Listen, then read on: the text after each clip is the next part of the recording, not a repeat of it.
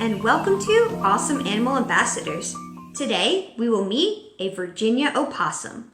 The opossum is the only native marsupial to North America. A marsupial is a mammal whose young develop inside of a pouch. Opossums are omnivores that will eat just about anything, from grass, nuts, and fruits, to worms, mice, birds, and eggs.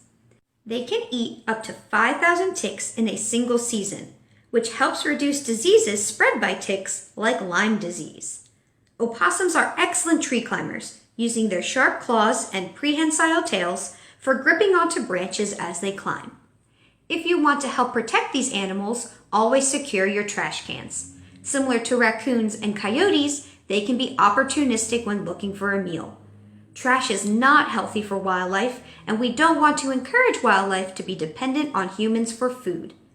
Thank you for watching Awesome Animal Ambassadors. Join us next week to meet another awesome animal.